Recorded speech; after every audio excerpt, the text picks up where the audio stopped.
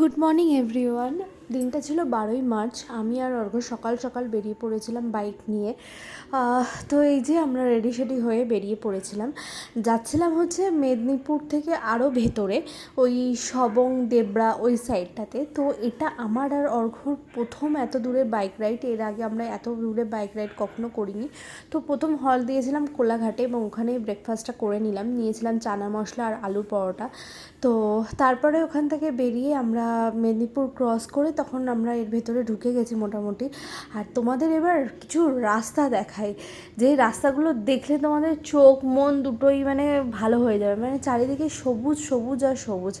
আর এটা হচ্ছে পার্টিকুলার এই রাস্তাটা হচ্ছে আমার দেখা, মানে আমার চোখে দেখা সবথেকে সেরা এবং সুন্দর একটি গ্রামের রাস্তা। মানে আমি এখানে আবার আসবো, আমার এতটাই ভালো লেগেছে। তো যাই হোক, যেখানে গেছিলাম সেখানে গিয়ে আগে লাঞ্চটা সেরে নিলাম এবং এটাই হচ্ছে মেন উদ্দেশ্য আসা। এখানে আমরা এসেছিলাম হচ্ছে সঞ্জিতের বিয়েতে।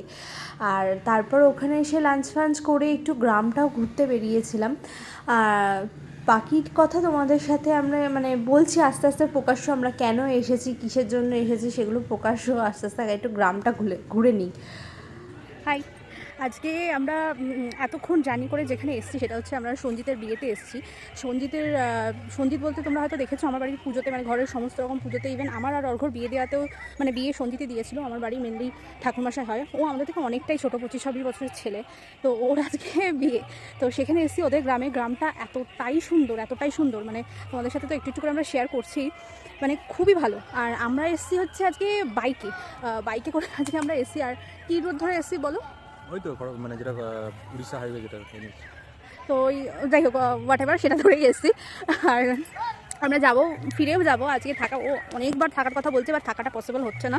তো এই ফিরেও যাবো একটু বাদে, তাই জন্য একটু গ্রামটা ঘুরতে বেরিয়েছি আমরা, গ্রামটা ঘুরে নিই একটু। তো এই করতে করতে প্রায় সন্ধে হয়েই এসছে তখন।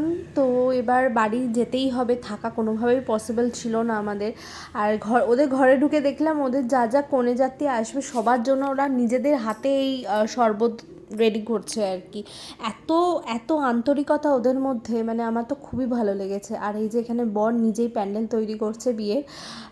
তো যাই হোক, ওদের বিবাহিত জীবনের অনেক অনেক শুভকামনা জানিয়ে আমরা বেরিয়ে পড়েছিলাম। আর ফেরার পথে কোলাঘাটে এসে আবার একটু শেরি পাঞ্জাবে দাঁড়ালাম, ওখানে একটু ব্রেক নিলাম আর তারপর বাড়ি।